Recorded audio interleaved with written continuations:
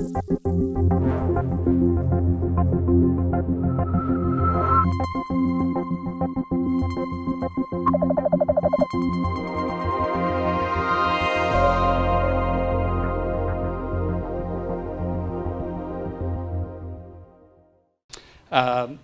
my pleasure to introduce Dr. Peter Jenniskens. He's a principal investigator and research scientist at the SETI Institute. He received both his undergraduate and graduate degrees at Leiden University in the Netherlands. Peter most recently served as the Hayabusa Reentry project scientist, and that's what he'll be speaking to you about today. Peter is a meteor astronomer, and he's an expert in the observation of meteor showers and artificial meteors. He's the author of more than 100 peer-reviewed scientific publications, the great majority of which he's the first author. Some additional reentry airborne missions that you can read about on his website included the Stardust sample return in January of 2006 and ESA's ATV return in September of 2008. Today, Peter will be talking to us about the Hayabusa reentry observation campaign, where a DC-8 aircraft was used to observe the reentry of this spacecraft that had been visiting an asteroid. And without further ado, Peter, welcome, and we look forward to your presentation. Thanks. You.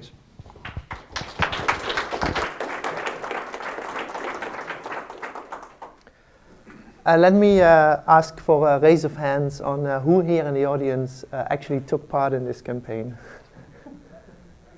I know who was able to make it through. I want to introduce those people to you. The person here is Jim Albers. He's sitting here in the front row. And Jim's profession and also his hobby is to help us out with setting ourselves up to the right spot and the right location to see this event. And so Jim had many weeks of struggling with multiple trajectories ahead to figure out where exactly we needed to be to see this event properly. And another person here is Erin Leidy, and I'll introduce her later. She's in the picture here. Erin is a student of the SETI's summer program, and she was very fortunate as having been the one chosen to come along on this mission. I don't think at the time she knew what she was getting into. Okay, so what was this mission about? We're just back. This all happened on June the 13th, as you know. The Japanese Hayabusa spacecraft came back to Earth after a 7-year mission, and it landed in Australia. And so we got to go in this aircraft, NASA's DC-8 Airborne Laboratory, which is run out of Palmdale. From Palmdale via Hawaii to Melbourne. Melbourne was our staging ground, and from Melbourne we then flew to the Woomera test range where this spacecraft was coming back. So we had quite a long trip and quite an adventure ahead. And this is just some of the teams that participated with lots of different instruments observing this re-entry. Now let's go back a few years to the year 2006 and remember what. I don't think we have sound, unfortunately, on this video. Oh, we might. Oh. See.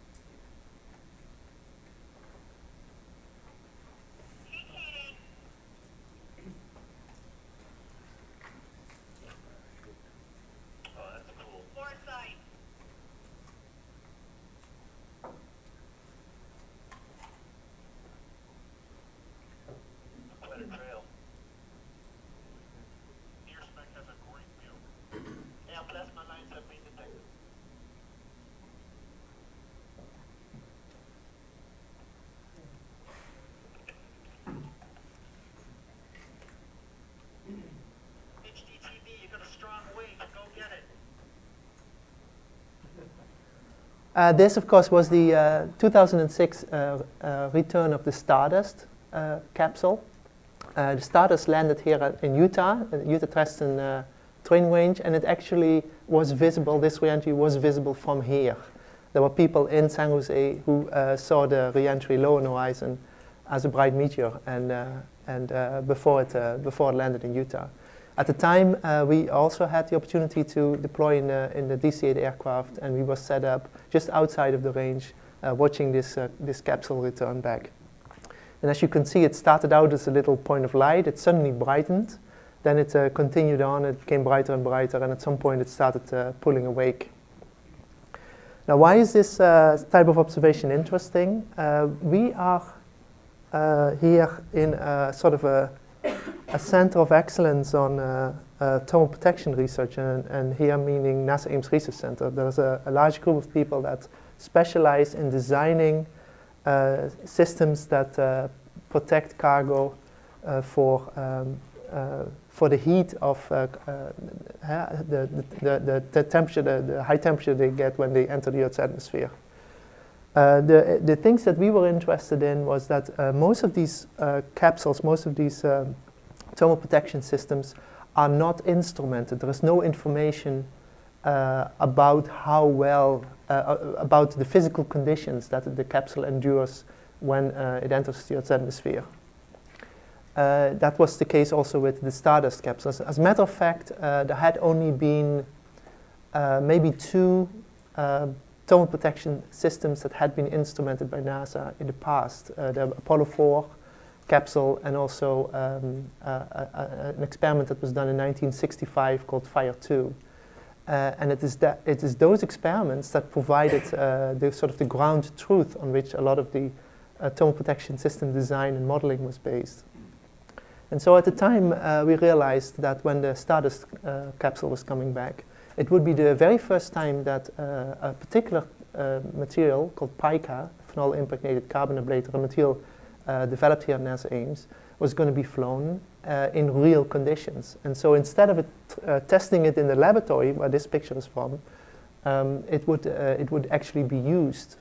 And there would be an opportunity to recover the heat shield, and so you could compare how much material was lost from the heat shield with what you would expect from models. And of course, for those models to be reliable, to make sure that you understand what's going on, you need to know what the physical conditions were during the reentry. You need to know the entry trajectory. You need to know how hot the surface became. You like to know how much light was produced in the shock, because the light shines on the surface and it also heats the surface.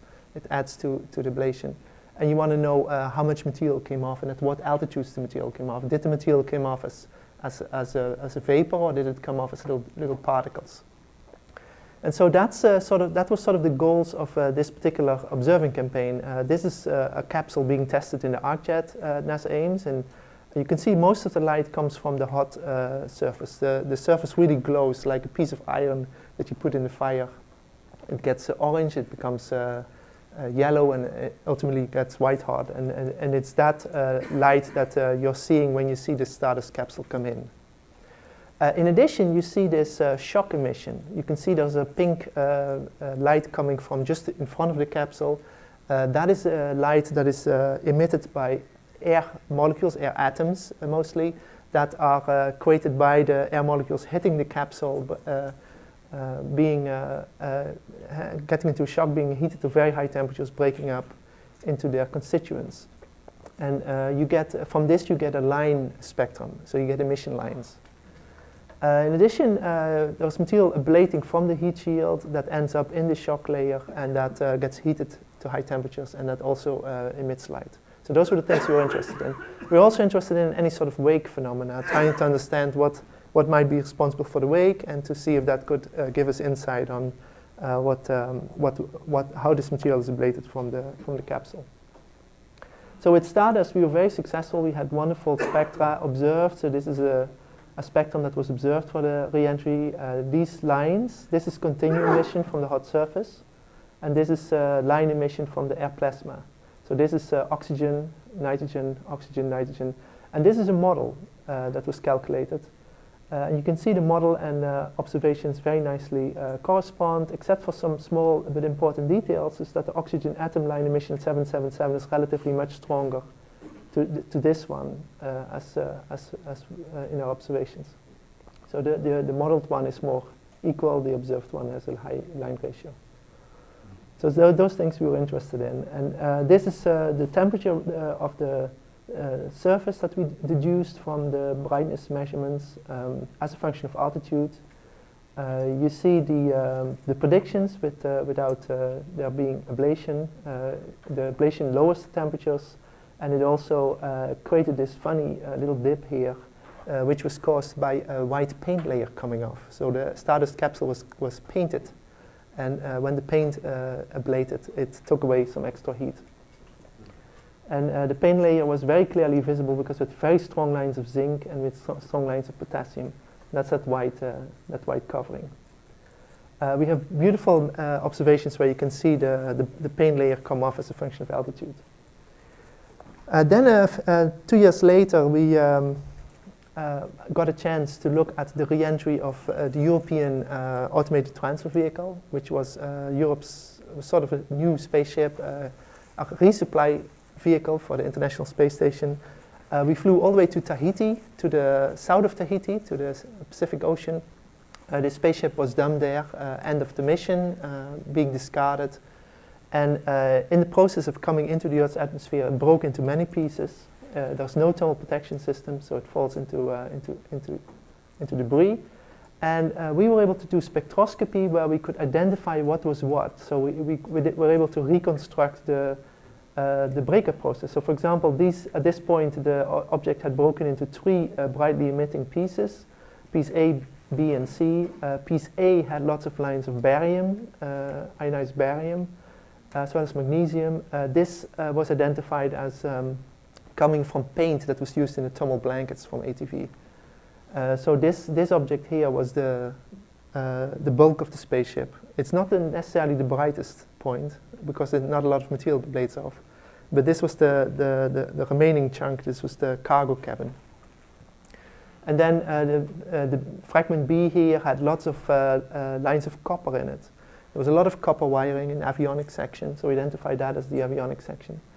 Fragment C, as well as other pieces, had lots of aluminum oxide emissions, or aluminum was ablating, as well as chromium lines and titanium lines. And we identified as that being the engine compartment falling apart. And so with this sort of analysis, we were able to reconstruct the breakup sequence of ATV. And this was some of the results that came from that. Now, Hayabusa was originally envisioned as the third opportunity to look at the performance of a heat shield from a sample return mission. We first had Genesis in 2004, we then had Stardust, and Hayabusa was supposed to come back in 2007. But Hayabusa, as you know, had many problems, one of which was that shortly after the second attempt to collect the sample, they sprang a fuel leak and they lost the control over the spacecraft for a period of time. There was no communication possible until the Earth was back in an orientation that they could see the spacecraft again. So that was delayed until 2010.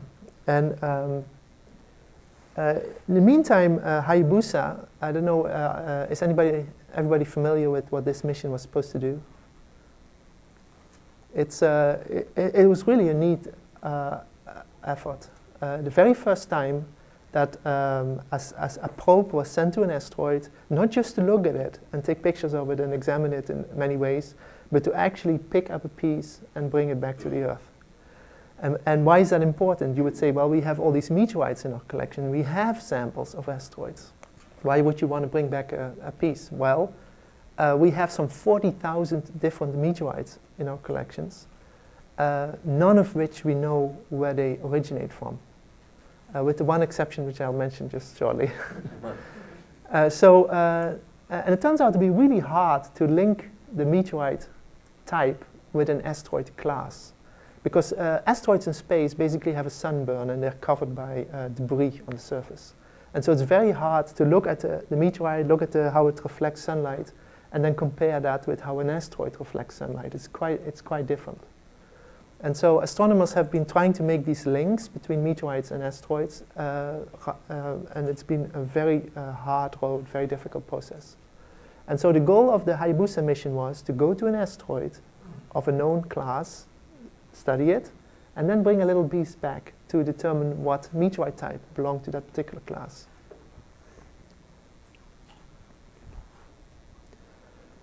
And Hayabusa did extremely well. I mean, it had many, many problems on its journey, but all those problems were somehow overcome. And in end of 2005, in November of 2005, it arrived at Itokawa, asteroid Itokawa, and managed to 2 times go automatically close to the surface. One time the approach attempt was interrupted. Some obstacle was discovered. The sequence to collect the sample was interrupted, and the spacecraft was put in a safety mode.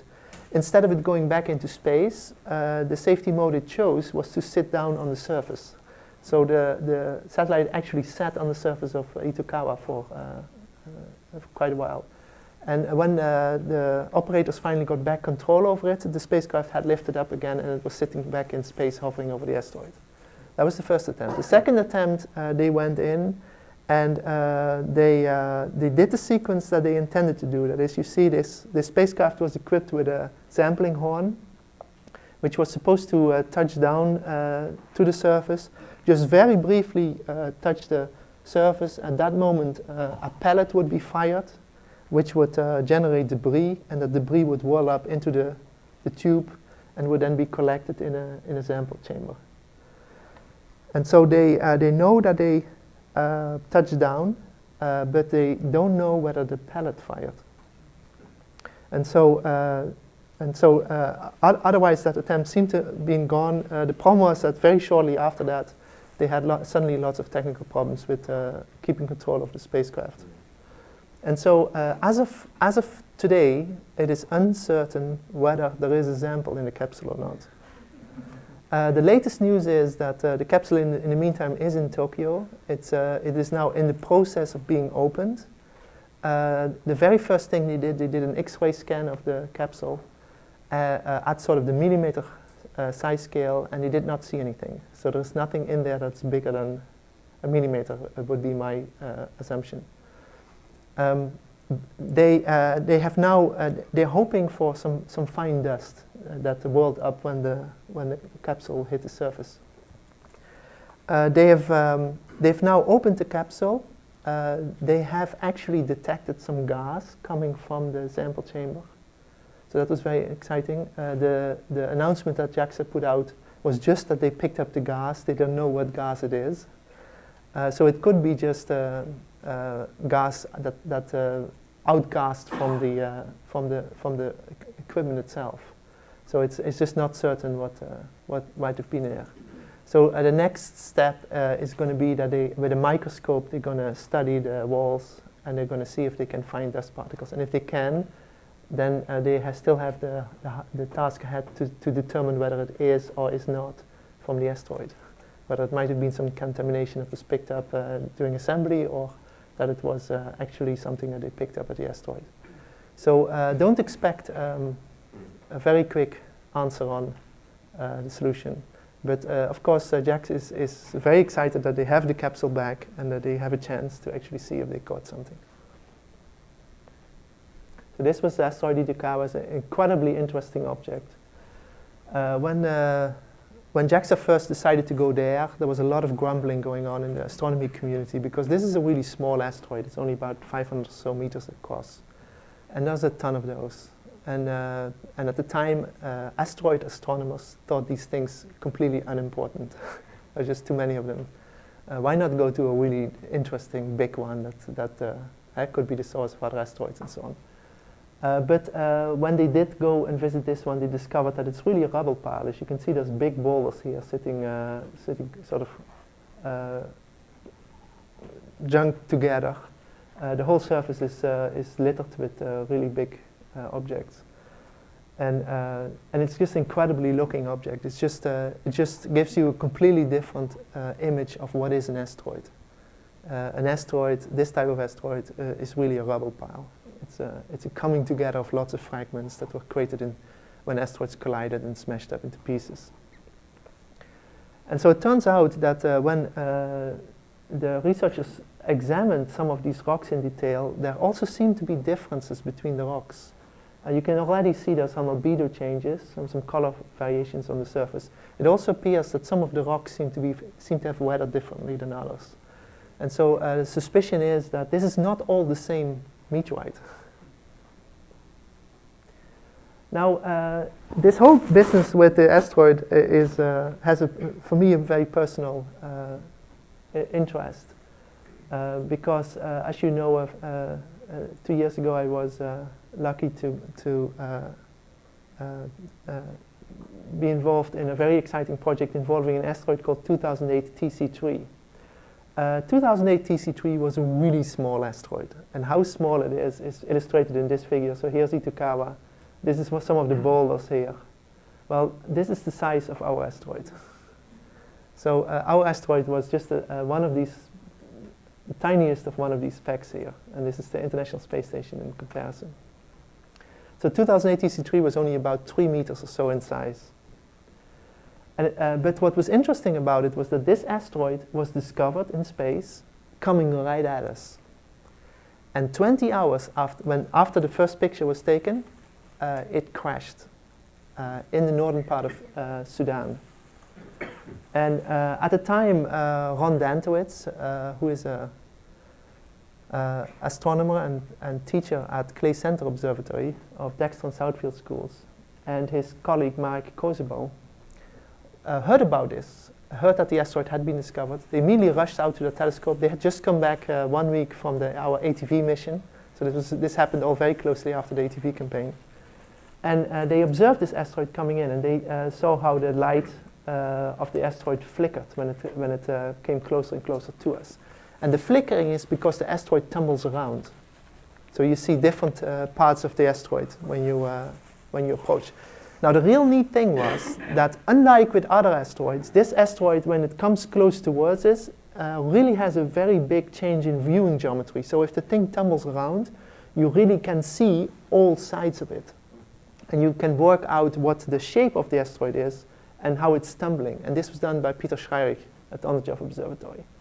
And so this was the flickering of the asteroid, and they came up with this as being the shape of the asteroid. So this was like a loaf of bread with a little slice cut down the side, flat side of the border. We actually studied how this thing enters the Earth's atmosphere, and because of the flat side, what happens is that it immediately reorients, flat side first, and then comes in like a capsule. And gets really hot on the bottom side. What happened with this thing was it then subsequently exploded and shattered debris very high in the atmosphere, 37 kilometers, leaving this beautiful persistent train in the sky. And this was actually where the explosion occurred, at 37 kilometers high. The sun is just coming up at this altitude, and here it's much higher. Okay, so at the time I didn't know if I could help with this problem, but I thought maybe I can establish some local contacts with amateur astronomers in Sudan, and maybe we can collect some observations of this fireball. And I was put in contact with Mawiya Shaddad, who's a physics teacher at the University of Khartoum. And as you know, one thing came to another. We ended up actually 2 months after the fall traveling to Sudan to a place called Station 6 in the middle of the Nubian desert. And with the help of 45 students and staff of the university, we actually did a search. So we lined everybody up, and by foot started looking for little pieces of this particular asteroid. And we were fortunate to find some. We found about 600 meteorites in total, about a little over 10 kilograms. And this was the biggest piece found, and I'm very proud to say that I found it. But I must credit my driver, because we had just found another one, and he was trying to catch up on the line, and so he was driving at a quite considerable speed over the sand, and decided to drive smack over the middle of a black rock sitting there. And I saw that, and I said, stop, and we turned around, and that's how we found this one. So this was all very, very exciting. It was my first trip to an Arabic country, to go to Sudan, to meet the people, to get all these students involved. In total, we had 150 of Mawiya's students take part in the various search missions we did. So it's been extremely exciting. And then what we found was just amazing. I mean, we learned a lot about a very unusual type of meteorite called the urealite. Urealites are basically, if you take a carbonaceous chondrite, a primitive meteorite, and you cook it to the point where you lose some of the minerals, but you leave the rest in solid form, that's a urealite. And it's a really rare type of meteorite. And it seems that all the urealites that we know of come from one parent body. So there's one debris field somewhere in the asteroid belt where all these things are coming from. And from looking at Alma Ata, we've discovered that all our pieces sample all the different sort of lithologies that we have, all the different oxygen isotope compositions, everything, in these urealites. What we also discovered is, so this is the sort of the picture that we have. Originally you have some sort of parent body with primitive composition. It gets so big in collisions that it starts melting to some amount. So some material gets out in lava flows, volcanism, but most of it stays in solid form. Then at one point there was a really catastrophic collision that shattered this thing into many pieces. Those pieces came together, made maybe one parent body, then that got shattered, made another parent body, and that got shattered, and so on. So there's a multiple, it got shattered many times, and then about 15, all this happened at the time of the origin of the solar system. And then about 15 million years ago, a small asteroid hit one of these pieces, and the asteroid TC3 came off. And that then ended up in a resonance. The resonance sent it towards the Earth, and then after a while longer, it hit the Earth and broke into pieces, and we got to find some. Now, what's really neat about this whole story is that in this process where pieces come together and gets broken up and smashed up and so on, when pieces came out here, they were about 10 meters in size. When pieces finally came into these asteroids, the way we see it, it is ground down to dust. Some of our meteorites were so porous, they were just assemblages of little bits with lots of void space in it. And so that breakup of asteroids colliding with each other and then reforming and colliding again and reforming is really important in the evolution of this particular asteroid. And in doing so, it apparently has swept up a significant amount of stuff from other asteroids. Because when we started looking at most of the meteorites we saw were like this, very black, scruffy looking. These are urealites. But some look like this. This is clearly different. This is a EH6 chondrite, an ancestite chondrite. And then others look like this, which is a H5 chondrite. We found carbonaceous chondrites, we found EL chondrites, EH, all sorts of different types. Every meteorite you pick up in the Alma Ata strewn field is unique. There's all these different urealite types, and then there's all these other meteorites mixed in. We estimate that between 20 and 30% in mass of the meteorites we collected in the Alma Ata strewn is other stuff. And this could be the story of other asteroids as well, including asteroid Itokawa. So it's a very interesting proposition to go to an asteroid, to pick up a sample, bring it back. So it will be very exciting to see what type of material they find. It's not necessarily going to be an LL chondrite. It could be something else as well. So we'll see what comes out of that story. So this is to be continued.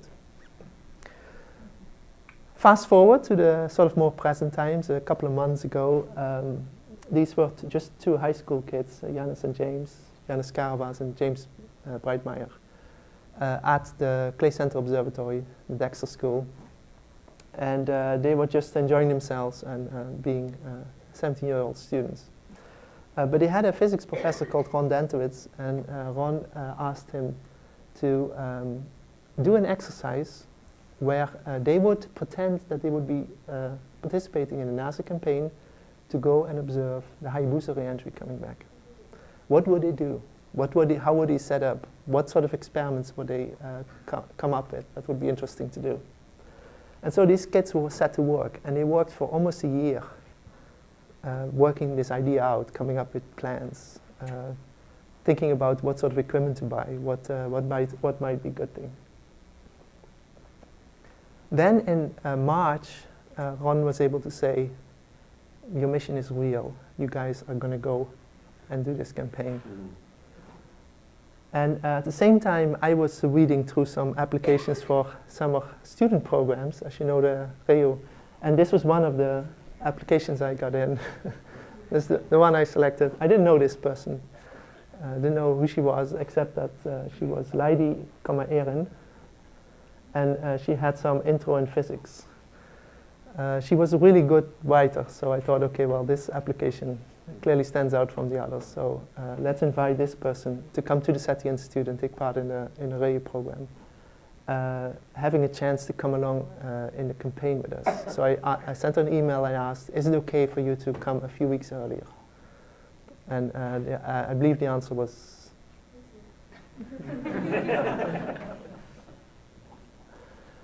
Hayabusa was on its way back. Finally, after 3 years in space, they lost most of their batteries. They had one working battery. They were able to charge that battery. They were able to use the power to bring the capsule with the capsule chamber with the sample chamber back into the capsule itself, close the lid, and prepare the capsule for being ejected from the main bus. Then they had one of the ion engines failed, another was very iffy. 2 of the ion engines worked. So they used the solar panels to reorient the spacecraft so that the ion engines would push in the right direction. And then they managed to get the ion engine started. That worked. And then the ion engines continued to work for quite a period of time. It worked for months and months and months. And very gradually the orbit of Hayabusa was being changed. And then in November, suddenly the news came, sorry, ion engine fails. We're dead in the water. Okay, in the meantime, of course, we had worked to get this campaign going and make all the preparations, and now it looked like everything would fall together. Then they came up with the idea, no wait, the ion engines didn't fail, the neutralizer of the ion engines failed. So every ion engine, it emits ions, and then you have to, the spacecraft will charge up if you do that. So you have to neutralize the spacecraft by ejecting electrons as well. And so each ion engine consists of an ion gun and of an electron gun. And it's the electron guns that failed. And so they came up with a clever idea. Okay, well, the other ion engines don't work, ion guns don't work, but their neutralizers are still okay. So why not use the neutralizers of the other engines to neutralize the ions of the main engines? And they tried that, and it worked just fine. They had a little bit of loss in power, but not very much. And so they overcame that. And that's been sort of the story of Hayabusa. And so after, then suddenly, end of November, beginning of December, we learned that yes, we're back on track. The orbit is continuing to change. And very gradually it was changing from an asteroidal orbit. This thing had gone to asteroid Itokawa. So the asteroid Itokawa is this blue line. This is the orbit of Mars. This is the orbit of Earth. Here's Itokawa. It had matched the orbit of the asteroid. And it was going around the sun like that. And so now it was approaching the Earth, and the orbit had to be changed, and gradually the orbit had to be matched, so that ultimately it was targeted right at the Earth. And so things kept moving gradually in. It was very exciting to see. Initially it was far outside of the moon's orbit, and then gradually came back, crossed the moon orbits, big deal. Then came further back, and it would still miss the Earth, and then came very close to the Earth. And it would, at that time, it would still miss the Earth. Because just before coming in, it had to do a couple of trajectory maneuvers, which TCM2 was the biggest. TCM2 was the trajectory maneuver where they actually aimed the trajectory right at the edge of the Earth, at the limb of the Earth. And that was over New Zealand, just at this point. And then TCM3, which happened on June the 4th, we were setting up our equipment at that time. That gradually changed the trajectory for it to actually impact the Woomera test range area. And then on June the 9th, they did a small correction of that. So obviously that led to a huge number of different trajectories, which Jim has been all processing to try and figure out, okay, given the trajectory we are at now, where would the plane have to be to see this? This is the Woomera test range area. These were the flight paths that we had designed. So the idea was to fly in a racetrack pattern We had also an alternative track on the north side in case the weather would be bad here, but we ended up flying the south part. Actually, we ended up flying a little bit further south like this. Fly a racetrack pattern, set ourselves up in a straight path, and then look out the windows and see the spacecraft come back like this. And then the landing area was in this area here in the Woomera test range.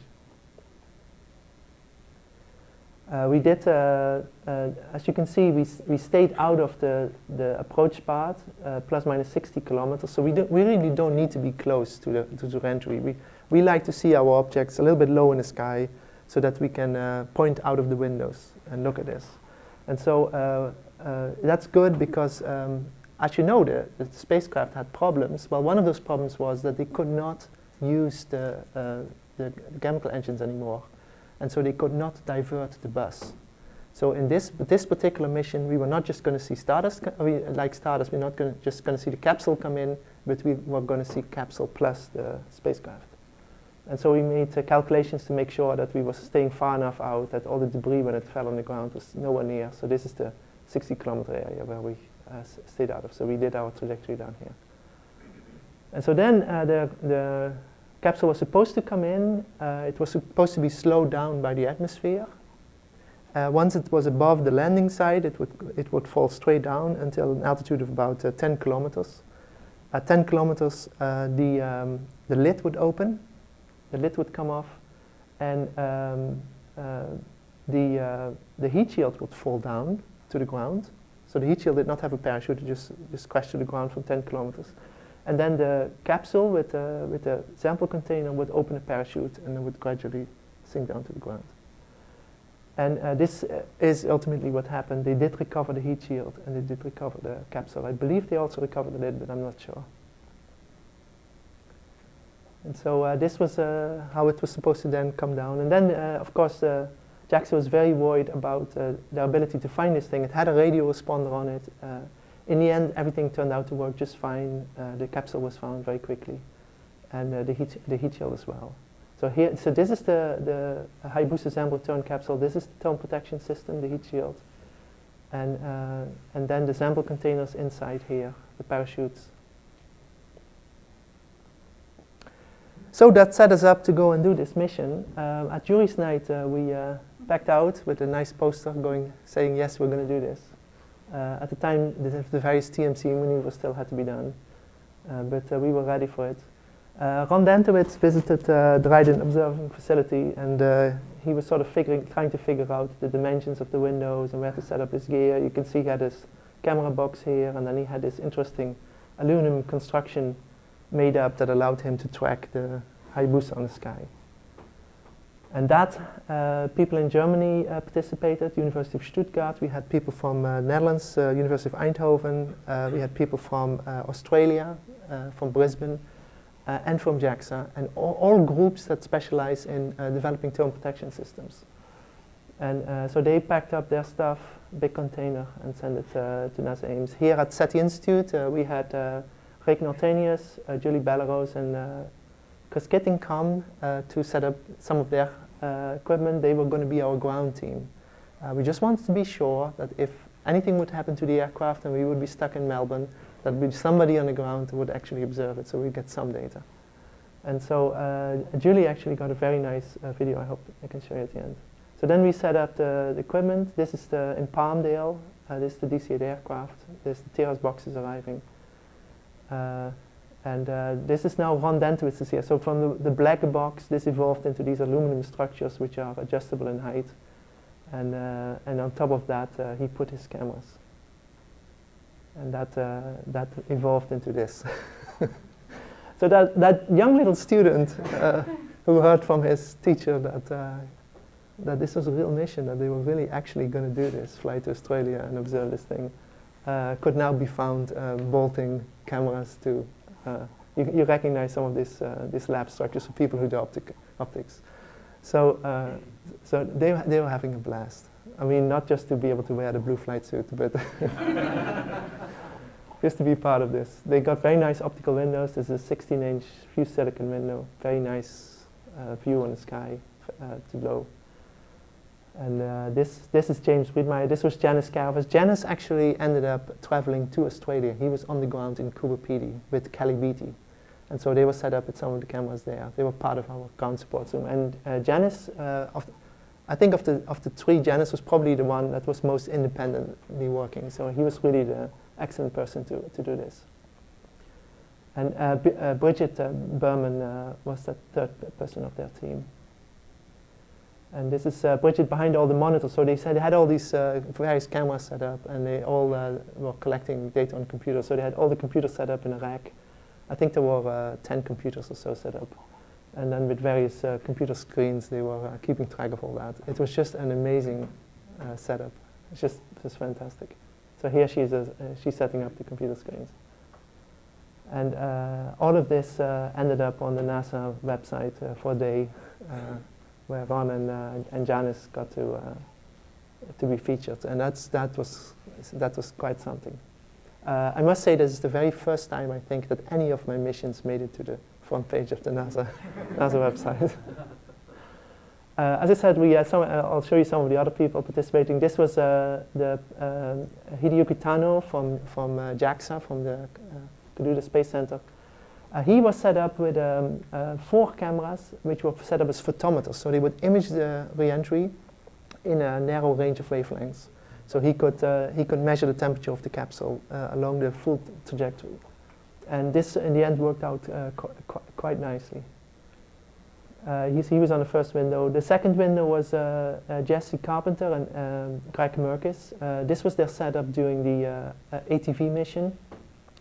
With the ATV mission, they discovered that because their camera was so heavy and it is rested really close to the window, because you want to have a swivel point at the window, so your lens, so you have the biggest field of view. It was rather difficult for them to track. So if you look at the original ATV video, you can see it sort of wobbles up and down. So they wanted to do something about it, and Greg came up with this construction.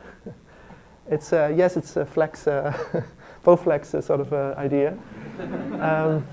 You can see it's actually bolted on one of those axes. So it's one free axis, and then this construction supports the whole camera, and it's really amazing. Now suddenly it's very light moving, and it's just fantastic. So the video we got from there was a lot better. This was Jeff McGarg and Michael Dearborn with their high frame rate camera. These were instruments that had worked in the past. So you see, we were more traditional. We were sort of the simple idea: you have one camera, you have one window, one camera. Ron sort of took those ideas, and then he built it out into these really complicated structures. This was the Australian team with the UV camera, did very well. This was the slit spectrum. The setup here was to collect the light in a small telescope and then feed it in a fiber to a rack-mounted spectrograph. So this allows you to do much more higher spectral resolution and to really have your wavelengths well defined. And so this was an experiment done here by Michael Winter and Jake Winstead at NASA Ames. And this was Stefan Lerner's setup on the other side of the rack. So here's Michael's setup, this was Stefan's. Stefan and Thomas were running a Fabry-Perot spectrometer, looking at oxygen lines in high detail to see if they could actually resolve the lines and measure the width of the shock emission. So again, there's a small telescope assembly, feeds the light to an optical fiber into a spectrograph. And now it is really a big block of equipment, because it goes to filters, and then it goes into spectrographs, and then goes to detectors, and it's amazing. This is behind here was the Terra setup from the University of Eindhoven with 4 different high frame rate cameras, looking for very quick changes in the emissions, fluctuations in the shock emissions, and wobbling of the capsule, and breakup of the bus, that sort of thing. And this is the near-infrared setup from the University of Utah. Jonathan Snively, helped by Bob Haberman, is an amateur astronomer here in the Bay Area, who was filling in for Mike Taylor for a bit of time. They have all these different cameras, a set of 3 of them go to different monitors here. And then, of course, we had lots of, you set up, and then initially nothing works, and then you go up, and then you figure out what's wrong, and then you fix that, and then at some point you're almost done and ready, and then you go do a test flight. And then in the test flight you discover there's problems with icing on the windows and those things. So you try and fix that, and then you land again, and then you still discover that your computer's having problems. It turned out that Christina was having problems from other instruments being hooked up in the same electric circuit. And every time when somebody would turn off their equipment, a spike, and things would break down, and then her disk would fail, and then she had to reformat the disk, and that's just a bit of a mess. So at one point we took all her gear out and tried to fix everything in the hotel. And in the end, I'm happy to say is that 3 of the 4 cameras worked perfectly. The one camera that did not work perfectly was the one camera that worked just fine all the way through. And that was sort of our general thing. And then we spent a lot of time looking at lamps, because we need to calibrate the brightness of the sensitivity of our instruments. So we have these calibration lamps set up that the astronomers look at, and we know the distance from the lamp to the observer. We know how bright the lamp is, and it gives us then a check on the sensitivity and on the response. We did that mostly on the 7th of June. So here's the whole group meeting. You recognize this person here. This is Mike Coop, who's sort of my right hand on all the different experiments we do. Michael Winters here. And then the time comes, there's no delaying things. So by the end of the 7th, we were ready to go and do our mission. So in the evening of the 8th of June, we packed our bags. We put our toothbrush and underwear in a small duffel bag to take to the hotel in Hawaii. The rest went into the hold of the aircraft, and we took off. And it was a very exciting moment. We spent the time flying to Hawaii in nighttime, so we could continue to calibrate our instruments. This was a spectrum taken of Venus by Alan Cassell. You can see the way these systems work is you have a transmission grating in front of a lens, so you see your Venus, your image of Venus, and then you see the image of Venus dispersed. You get the blues, the reds, and so on, and you get a second order beyond here. So we landed in Hawaii, all very exciting. It was very nice to have a day off and relax on the beach and refuel a little bit, because that time was very, very stressful. And then the next night we had a very long flight ahead from Hawaii to Melbourne. It was over 11 hours. I think it was 11 hours, 20 minutes. And during that night, we fixed the final things. And one of the final things we did was we set up a camera as a wide-angle camera next to the Astro, which was operated by Aaron. And it would, the camera was of Ron Dentowitz, the grating was mine. So it was really sort of a nice collaborative effort. And that camera was just taking images, taking pictures of the sky through this grating.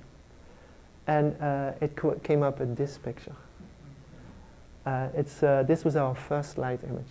It was sort of the first result where we could say, here we have something new. This is the first image I've ever seen, correct me if I'm wrong, of a spectrum of the Milky Way, our whole Milky Way. This is the center of the Milky Way, and this is the spectrum. And this is a spectrum of thousands and thousands of stars, all adding to this diffuse, eerie glow of the colors. And then, of course, the nearby stars give you these spectra from nearby stars. This one here is interesting because a lot of red in it, and sure enough, this is Antares and Scorpius. There is another one that's really interesting. Here's a little dot. There's actually a series of dots here. There's a red one here. It's Lyman Alpha. This one goes back to the Lagoon Nebula. So this is H2 region. It's just a beautiful, beautiful image, and very coincidentally so, because we were taking these pictures, and suddenly Ron noticed that the layout was beautiful with the galaxy on one side and then the spectrum on the other. And then Ron spent at least an hour taking images, individual images, until he had the plane being very stable for a short period of time. Just like amateur astronomers really sit on Venus and then keep taking pictures, and then suddenly it's all in sharp, and then you get a good picture. So he did that, and then he added a number of those together, and that gave this result. It's really incredible. It was I really enjoyed seeing Ron at work, because he's really dedicated to that, and then of course the results are just beautiful. When we landed in Melbourne, we learned that our ground team had arrived as well. They flew in commercially to Adelaide and traveled from Adelaide up to Woomera. I'd set up a meeting for all our ground-based teams, which were 18 people in total, to meet at Woomera itself and to meet with the Woomera management, so the program managers, the people we had been talking with to organize the airborne campaign. And this way they could coordinate things and they could change equipment. University of Brisbane and University of Southern Queensland were bringing in tents and supplies. And then people that were flying in from the States could use that to go into the boonies. And the boonies was just a little bit west of Tukula. Really try and be as close to the breaker point as we could. So these were all the people in Woomera meeting. In Melbourne, we'd set up to give a talk at the Victorian Space Science and Education Centre. Adrian Brown knew this facility. Adrian is from Melbourne. He's one of the SETI, he's the person who normally organized these colloquia. And that worked out. We had a nice audience, and I gave my talk on asteroids and so on. It was very exciting. We also got to be on Mars for a very short period of time. Red sand and all. I mean, they had really created the Martian environment in a room, and then they had other rooms that were sort of mission center, and it's really I don't know if NASA even has these facilities for educational purposes, where kids from 9-10-year-old come in and then get a chance to walk on Mars. They get flight suits. They get all equipped. Yeah, it's really nice, fantastic. So then of course the night comes. We do our test flight in the evening of July the 12th.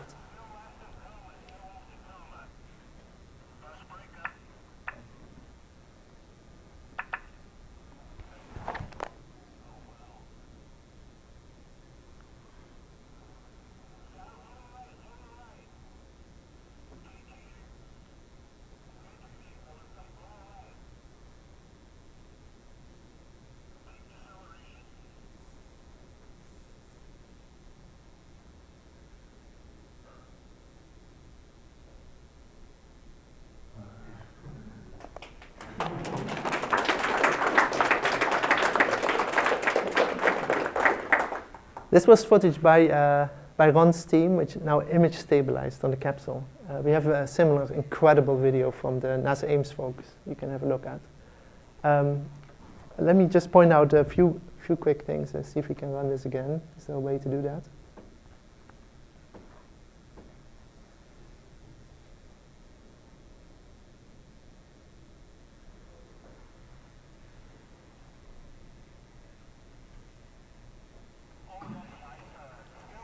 Okay, immediately the capsule is here, just pops in view. It's very nicely separated from the bus. This is probably pieces from the horn coming off. Then at some point there's the bus breakup. You see lots of different fragments. You see some gas clouds hanging by it. Here's a nice one. And then at the very end you see some red clouds. This we identified as being lithium. There's lithium in there. So those are from the batteries that were in the capsule. And then you see all these pieces have their own sort of evolution in how they behave. We can investigate all those to see what happens. The capsule, in the meantime, you see that it forms a wake, just like Stardust did. So at some point, we think the wake is from solid particles, from the carbonaceous particles coming out. So at some point, you form these particles and you create this wake. Do it one more time.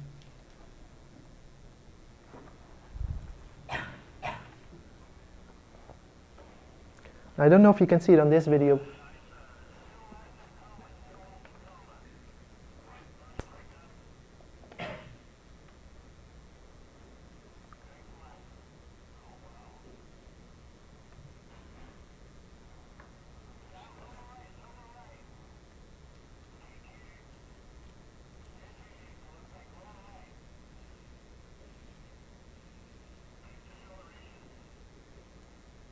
There's just an incredible amount of things going on. And here's where the wake forms. You can actually, in the capsule's image, you can see it pulls a wake early on. When the bus breaks up, there's a little bit of a wake there for a short period of time. We think that that's the moment when the Hayabusa spacecraft also had a covering on it as sort of a paint. And so we think that at that time that came off. So all the different features that we recognize from the Stardust reentry, we see in this capsule reentry as well. But in addition to that, we have this wonderful footage on how the capsule broke up. And this is just some frames from Ron's Red 1 cameras. And just you can see how beautiful it's all in focus and what an incredible amount of detail and different things are happening. This was when it was pulling the wake. Very long wake, unlike the fragments. Some fragments have a short wake, some longer. We learned that our ground crew was doing very well as well. This was the Tarcoola West team. Julie Belrose is here, Gus Kitting. And this was a picture that was taken by Ed Schilling from King Gunya. So he observed from King Gunya.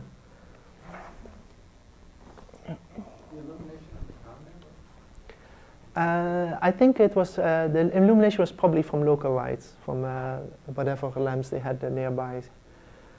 But what you can see is the capsule came from this direction, and initially most of the light coming out was rather bluish in color, but at the very end you can see it sort of flashed red before disappearing. And then this line here is the capsule. And so in Ed's case, everything sort of comes in and out of the clouds. So he had this low cloud covering at the time of the event. Tarcoola had clear weather, Cooperpedia had clear weather, Tarcoola was clouded. I must say they were very lucky because the weather was really bad just a few days earlier, and it was really bad again a few days later. Now this is the Sposh camera that Jan was running. Now sort of as a sequence of images that it was taken. It started on top here, and then it goes down like this. Here's where the breakup is, this is where the capsule is. You can see that the red flare at the very end here, in that sequence of breakup. You can now look at the spectrum, and this is the corresponding spectrum. And you can see the spectrum is, so this is what is it, about 400 nanometers. This is about 380 or so nanometers, 680 nanometers. And you can see there's an emission line here that is not present in the other ones. And you can see another emission line here. And there's one here as well. That's the signature of lithium. That's how we know that this flare was caused by the batteries blading. And so we have a lot of other signatures that we can use to try and identify other things going on. And then when the capsule this is about the time when the capsule has peak heating, and at the time you can see we have very nice spectra of the capsule, very nicely separated from the bus. This was a fairly long exposure, so you overlap a little bit, but the capsule was really well separated. And the capsule in this is mostly continuum emission. This is really sort of the hot surface that you're seeing here. And this is, again, this shows that difference. So this is the capsule, you get this continuum spectrum, and this is the bus with all the various emission lines. Now, the colors give you a sense on where you are in terms of wavelength. If we go black and white, it looks like this.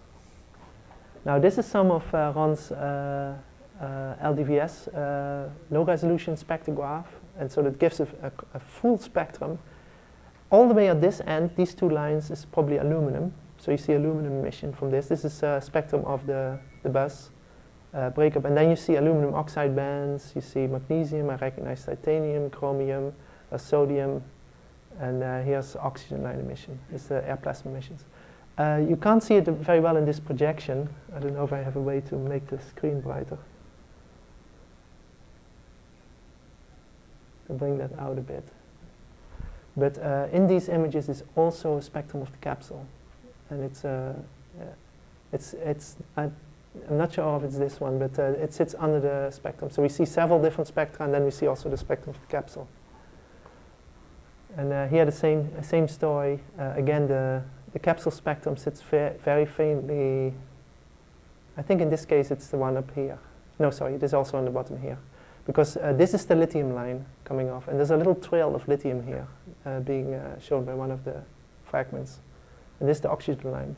You can see the oxygen line was a little bit out of focus, so the focus was put early in the field deliberately because this prevents saturation.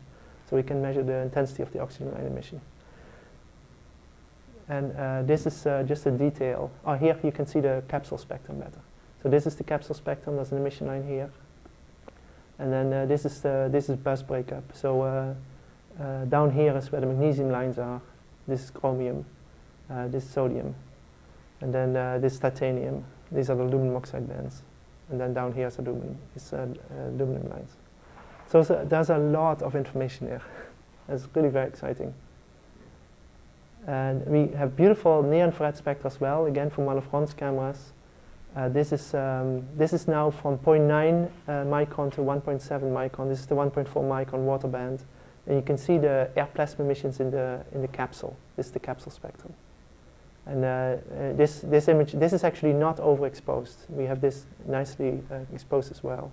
But just to show it here, so it's just phenomenal. This is one of the videos that Rick Riordan took, also a local observer here, who was observing in the ultraviolet. And his experiment was designed to look for the CN bands, and there they are. This is CN band emission.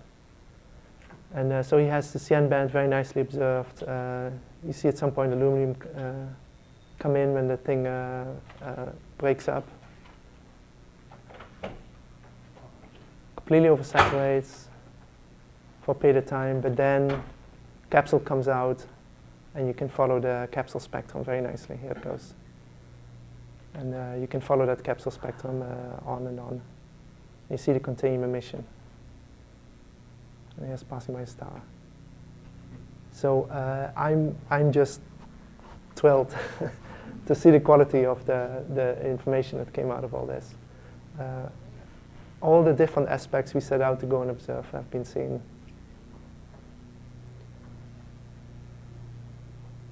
See if we can get out of this. Yeah. So at the very end of the mission, we were all completely stressed out. Then Bridget's dad offered to pay for a limo to take us to see the penguins. Now, if you're in Melbourne, it's not very well advertised, but if you're in Melbourne, spend a little bit of time at St Kilda's. It's on the bay. It's just a little bit south of downtown. There is a breakwater there, just a nice little marina with boats. There's a pier coming in. At the end of the pier is a little kiosk, and then there's a breakwater. You can walk for a little part. There's a little boardwalk here. There are penguins. You couldn't tell from just looking at the breakwater. It just looked like any other breakwater, just big boulders. But the penguins spent the night in among those boulders.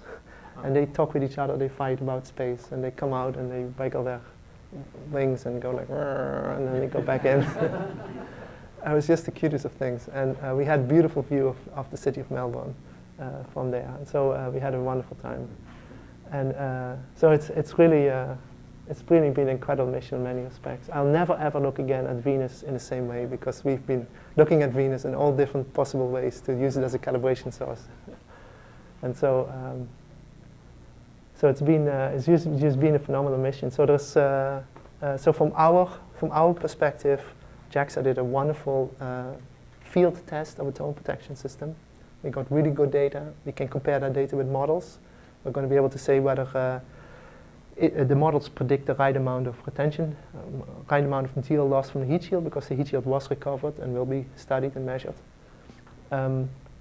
We have beautiful data on the bus breakup. We're never ever going to get a chance again to see something that fast come in and to break into many pieces. This was really a natural fireball we could set ourselves up for and go and study. So all the thermal stresses, mechanical stresses, and so on, we hope to be able to get a sense of. As in the whole JAXA mission, of course, the one little thing that's still open is there something in that capsule? And we hope to hear very shortly if indeed little bits, little specks of this object were indeed brought back in this mission. So thank you.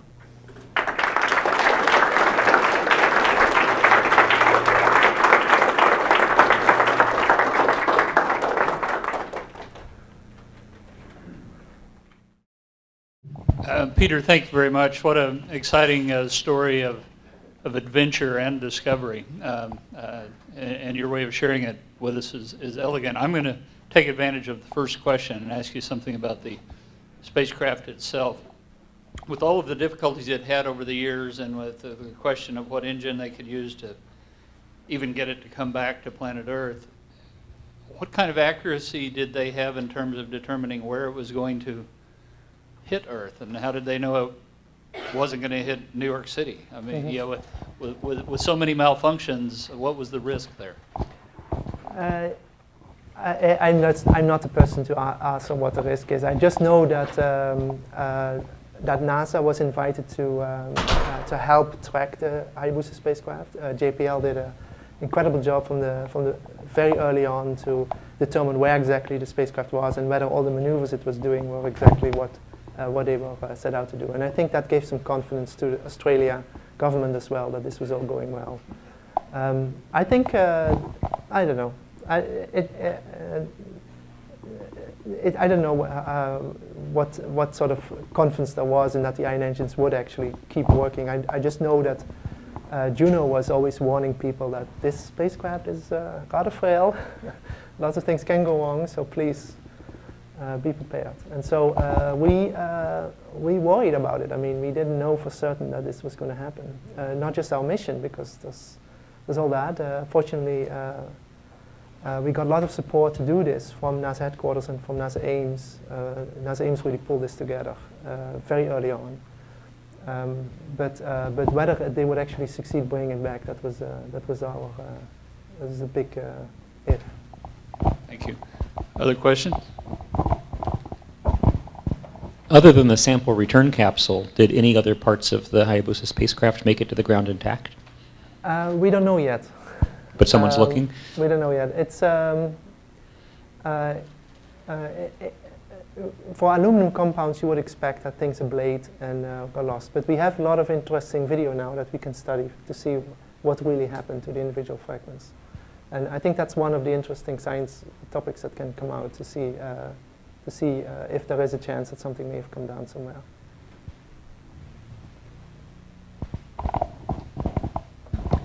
Did you have confirmation of the approach of the object before it was visible? No, we were very well tuned into, we meaning Jim and Alan, were very well tuned into JAXA Control Center as well as JPL. So we were getting updates from both on what was going on with the approach trajectory, with all the different stages. A lot of that information, the real changes happened quite a bit far out. Because the ion engines can't make sudden changes, so everything goes very slowly. We also got confirmation that the capsule was successfully ejected from the bus. What we did not know, and we did not know until we saw the event in the sky, is where the capsule would be in respect to all that debris. My biggest worry was that the capsule would sit right among all that debris, and that even the debris would catch up on the capsule, so it would sit somewhere in the middle. And you would then have to figure out which of those pieces is the capsule. And as you can see, it was not that obvious. The capsule was not brighter than any of those other fragments. And so we had set up our instruments so that we could measure spectra of individual pieces, and so we could later figure out which was the capsule. But that was a concern. I mean, we may, for sure, a big part of the reentry, we may have been completely overbloomed by all the other things that were going on. But in reality, the capsule was sitting already from the very start, significantly below the bus. And we could follow it from the very beginning. And Julie's video really shows the capsule coming into view, and then continuing on. So, Yep. One more quick question. How much systematics are due to the composition of the windows of the aircraft? say it again. How much systematic errors would you have in your readings due to the composition of the windows of the aircraft? It's not a big factor because the transmission is fairly high. These are optical glass windows. But we do measure the transmission of the window. We investigate what difference it makes if you look through an angle. Interestingly enough, most of the interesting phenomena up to the point of peak heating happens over a very small range in azimuth. It's about 15 degrees. The aircraft moved? No, the aircraft was kept steady. Yeah. Other questions? Where was it originally scheduled to land compared to where it did land? Very, very originally, it was scheduled to land here in Utah. But then they had reason to go to a different target. So they went to a different asteroid. And that dictated a landing site in the southern hemisphere. And so then Woomera was chosen. And originally it was supposed to come down on June the 13th. You have these orbits intersecting at a certain date. June the 13th in 2007. And it took 3 years to get control back over the spacecraft, to then have an opportunity for the ion engines to change the orbit sufficiently so that could bring it back to the Earth. Other question? I guess it went out and it was just on its next orbit coming in. Yeah. Okay, I think please join me again in Yeah. thanking Peter.